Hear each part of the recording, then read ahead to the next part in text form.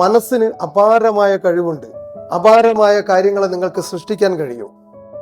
നിങ്ങൾക്ക് ഒരാൾ വരുന്നുണ്ടെങ്കിൽ അത് കണ്ടുപിടിക്കാൻ പറ്റും. പക്ഷെ അതിന് എന്ത് വേണമെന്നാണ് ഞാൻ പറയുന്നത്?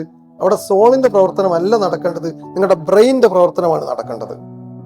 ബ്രെയിനാണ് ഇതിന്റെ ഒക്കെ മൂല കാരണം. ബ്രെയിനിന്റെ അവസ്ഥയാണ്.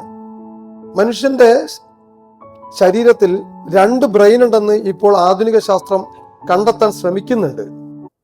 ഒന്ന് ഹൃദയവും ബ്രെയിനാണത്രേ, രണ്ടാമത്തെ നമ്മുടെ തലച്ചോറും, കൃത്യമായി പറയുന്ന തലച്ചോറും.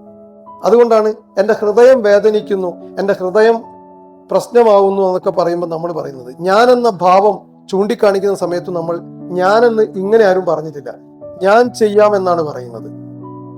അപ്പൊ ഹൃദയഭാഗത്തേക്ക് ഈ നടുക്ക് മധ്യത്തിലേക്കാണ് നമ്മൾ, അല്ലെങ്കിൽ വലതുഭാഗത്തിന്റെ ഈ ഇടതുഭാഗത്തിന്റെ നടുക്ക് വെച്ചിട്ടാണ് നമ്മൾ ഞാൻ ചെയ്യാമെന്ന് പറയുന്നത്. എൻ്റെ അഹങ്കാരവും നിലനിൽക്കുന്നത് ഇവിടെയും ഇവിടെയുമാണ്. അതുകൊണ്ടാണ് നമ്മൾക്ക് തല കുനിക്കാൻ ഒരല്പം മടി. കാരണം നമ്മുടെ അഹങ്കാരത്തിന്റെ ഏറ്റവും വലിയ ഉയർന്ന രൂപമാണ് തല. അപ്പൊ ഈ ബ്രെയിൻ ഉപയോഗിച്ചാണ് നമ്മൾ എന്ത് വരേണ്ടത് ഇനി അങ്ങോട്ട്? ബ്രെയിനിനെ നിങ്ങൾ വികസിപ്പിച്ചുകൊണ്ടായിരിക്കണം നിങ്ങളുടെ മെഡിറ്റേഷൻ. ഹൃദയത്തെ മനസ്സിലാക്കിക്കൊണ്ടായിരിക്കണം നിങ്ങളുടെ ഇനിയുള്ള മെഡിറ്റേഷൻ ആരംഭിക്കേണ്ടത്.